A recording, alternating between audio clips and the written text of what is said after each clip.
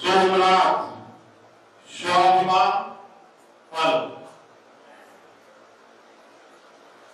सोमनाथ स्वाभिमान पर्व पर आयोजित बरेली विधानसभा का प्रतिष्ठित महाविद्यालय और इस प्रतिष्ठित महाविद्यालय के इस हाल पर उपस्थित इस कार्यक्रम के हम सबके मुख्य अतिथि जनपद बांदा के अपर पुलिस अधीक्षक अपने उपस्थित इस महाविद्यालय के संस्थापक प्रबंधक और अपने राजनीतिक क्षेत्र में जिन्होंने ग्रास रूट से लेकर के एक बड़ा मुकाम हासिल किया है, ऐसे अपने यशस्वी पूर्व विधायक आदरणीय चंद्रपाल कुशवाहा बाबू जी, हम सबके क्षेत्र में क्षेत्राधिकारी के रूप में अपने उत्तरदायित्वों का कुशलतापूर्वक निर्वहन कर रहे श्रीमान सौरभ सिंह जी अभी जो साथ में आए हैं, नरेनी के क्षेत्राधिकारी साहब और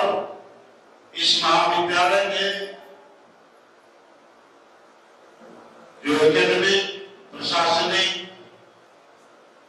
जिनके ऊपर बहुत सारी जिम्मेदारियां होती है, जैसे नवागंतुक प्रधानाचार्य के रूप में डॉक्टर प्रदेश कुमार गुप्ता जी संचालन कर रहे इस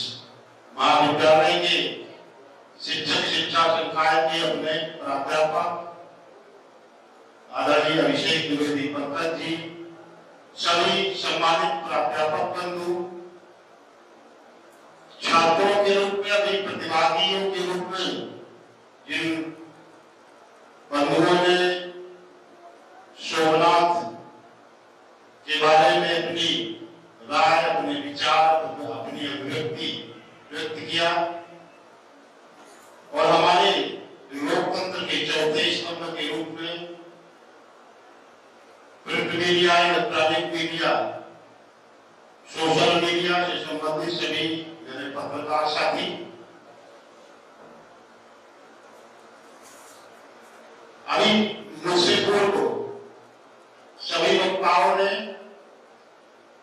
1000 वर्ष पूर्व इस देश में, इस राष्ट्र में जो घटना घटी, सौराष्ट्र के सोमनाथम, जो आज वर्तमान में गुजरात प्रदेश के रूप में हम सब लोग जानते हैं, इसी समय सौराष्ट्र शब्द से और सोमनाथ दोनों एक दूसरे के पर्याय हैं, एक दूसरे से ऐसे अभिन्न रूप से जुड़े हुए हैं कि हम सबको ऐसा लगता है कि बिना सौराष्ट्र के सोमनाथ और बिना सोमनाथ के सौराष्ट्र का अस्तित्व ही अधूरा है। आवश्यकता क्यों महसूस करी, क्यों ऐसा महसूस किया कि हमको सोमनाथ के बारे में भी सरकारी कार्यक्रम के तहत इस प्रकार के आयोजन करने पड़ रहे हैं। देश के अंदर 12 ज्योतिर्लिंग हैं और भगवान शिव जो आदि है, अनादि है, अनंत है, जिनके बारे में जितनी चर्चा, जितनी आराधना, जितनी श्रद्धा, जितनी पवित्रता के साथ उनका नाम लिया जाए, हम लोगों का कल्याण, हम लोगों का उद्धार और मानव जीवन का ही नहीं, समाज में जितने भी प्राणी जगत में जितने जीव हैं, उन सब का उद्धार सोमनाथ और सौराष्ट्र में जाने से, सोमनाथ मंदिर के दर्शन करने से इस उद्धार हो जाता है। यदि ऐसा था तो 1000 वर्ष पूर्व जो विदेशी आक्रांता थे मुगल काल के समय मध्यकालीन भारत में, उस समय क्या भारत की एकता, भारत की अखंडता, भारत के अस्तित्व को चोट पहुंचाने के लिए, यदि चोट पहुंचाने के लिए उस समय वह कार्य किया गया था, तो मैं आप सबको बता दूं कि 2014 में के बाद जब देश में मजबूत नेतृत्व आप सबके पास आया, उस मजबूत नेतृत्व में हमारी सांस्कृतिक एकता, हमारे सांस्कृतिक राष्ट्रवाद, सांस्कृतिक राष्ट्रवाद को यदि किसी ने मजबूत किया तो 2014 के बाद इस देश में जो सरकार शासन कर रही है, उसके मुखिया ने, उसके नेतृत्वकर्ता आदरणीय नरेंद्र मोदी जी ने किया। चाहे बाबा विश्वनाथ हो, बाबा विश्वनाथ ने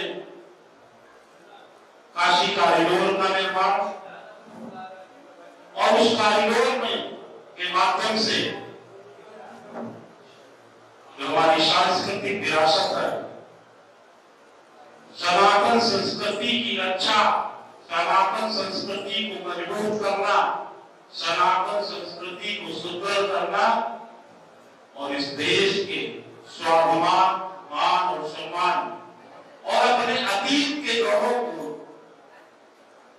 पुनर्जागरण करना, जागृत करना। हम सब के अंदर वह स्वाभिमान पैदा हो, हम सब भी इस राष्ट्र के प्रति, इस राष्ट्र के गौरव के प्रति अपने आप में स्वाभिमान महसूस करें।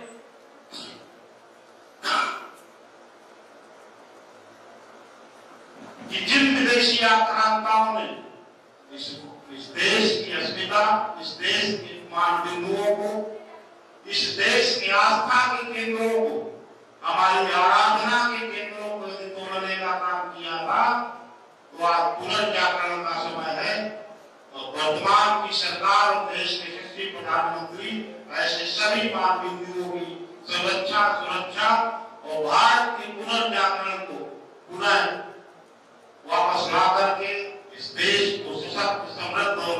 वैभवशाली राष्ट्र के रूप में दुनिया में स्थापित करने जा रहे हैं। मैं बहुत विस्तार में जाऊंगा क्योंकि समय बहुत हो चुका है। हमारे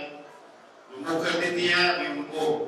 एक पुलिस चौकी के उद्घाटन कार्यक्रम में जाना है। मैं आप सबको सोमनाथ स्वाभिमान के इस महापर्व पर एक बार पुनः बधाई देते हुए अपनी वाणी को विराम देता हूँ। बोले भारत माता की।